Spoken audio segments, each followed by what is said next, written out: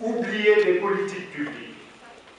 L'entreprise sénégalaise peut tout prédestiner à jouer des premiers rôles dans l'Union économique et monétaire ouest-africaine, fait preuve de manque d'esprit de conquête et stagne sur son propre marché national, faute de claires et efficaces politiques publiques de soutien aux entreprises, et particulièrement à celles qui vont à la conquête des marchés extérieurs.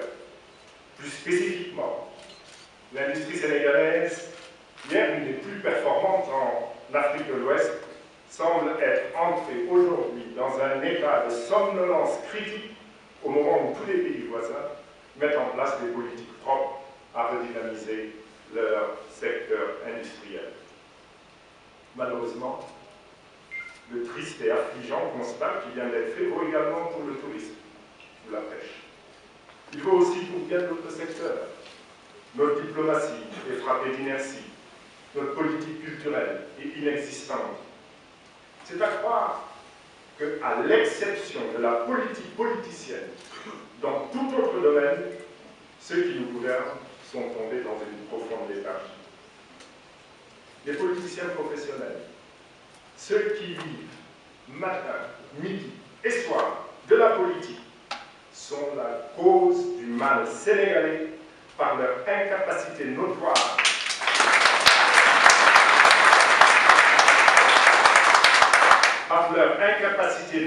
à transformer positivement la situation des Sénégalais. Pire, ils en sont la cause par leur génie à décevoir tous les espoirs et à tuer toutes les espérances. Aujourd'hui, ils sont dans leur grande majorité très discrédités. Ils le sont par leurs actes, leurs paroles et leurs comportements, qui participent à faire régner un climat de méfiance et de soupçon à l'égard de tout patriote désireux de servir utilement sa patrie. Ils le sont par leur tentative d'intimidation et autres stratégies politiciennes de dissuasion destinées à exclure le maximum de citoyens sérieux et honnêtes du jeu politique. Malheureusement, ils y réussissent encore, contraignant certains à renoncer, à abdiquer et à restreindre toute forme d'opposition. Cette anomalie doit être corrigée par des choix d'hommes et de femmes dont on peut s'assurer qu'ils seront justes et bons au regard de leur trajectoire. Ils sont discrédités parce que beaucoup parmi eux s'obstinent à véhiculer des antivaleurs qui sont un poison pour la société et l'économie sénégalaise. Ils sont discrédités parce qu'ils ont transformé la politique sacerdoce en politique politicienne qui n'est de fait qu'un art de tromper le peuple. Pourtant, les vérités qui inquiètent doivent toujours être préférées aux mensonges qui rassurent.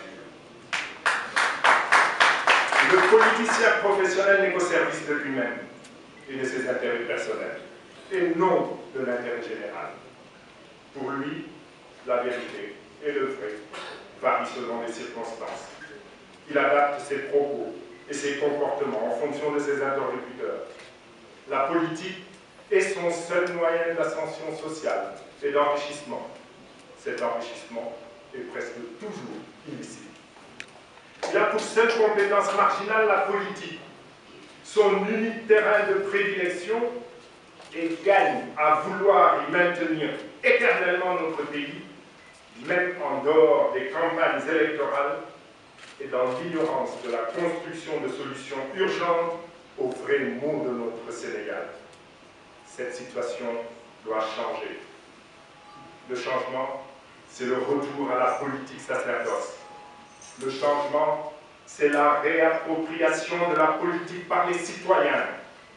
Pour ce faire, nous tous, citoyens et patriotes, lassés de la politique politicienne et des politiciens professionnels, devons nous retrouver dans un mouvement politique différent, un véhicule nouveau qui nous conduira vers le renouveau, vers la politique autrement. Ce véhicule est l'acte.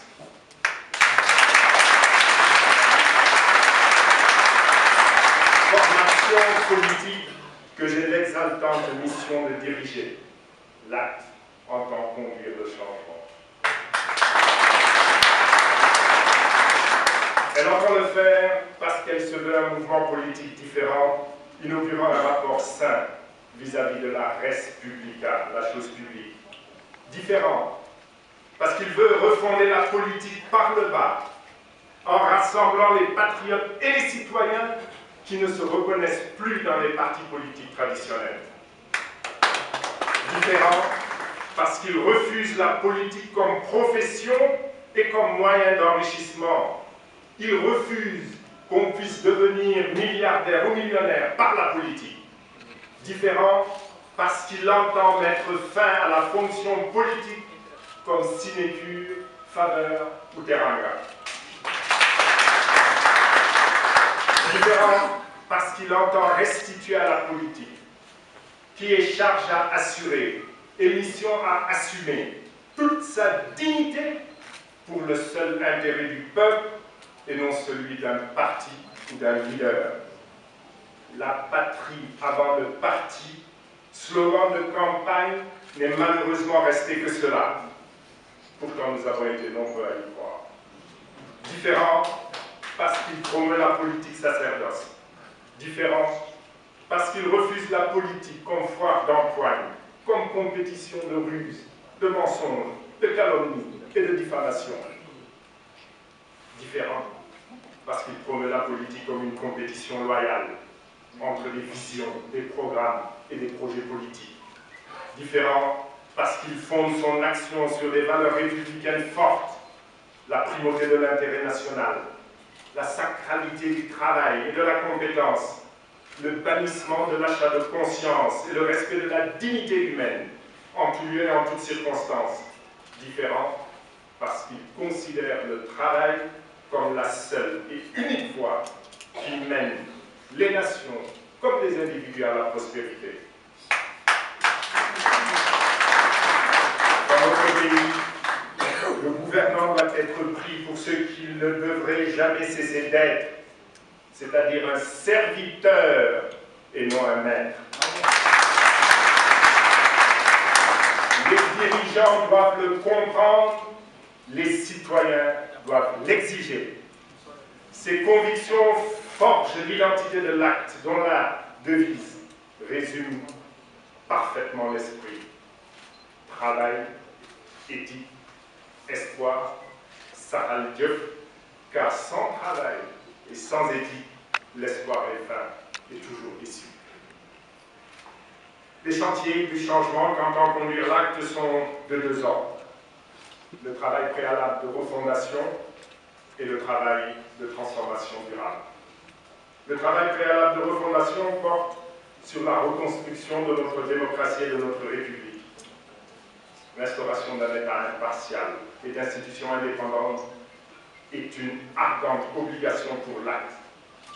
Un État impartial, c'est-à-dire un État ayant le souci obsessionnel d'assurer à tous ses citoyens l'égalité de traitement et l'égalité de chance.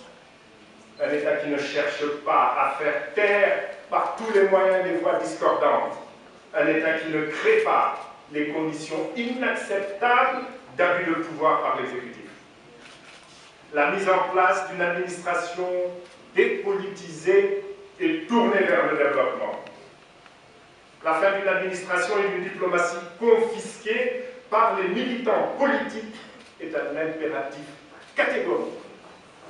La politisation à outrance a affaibli notre administration et notre économie.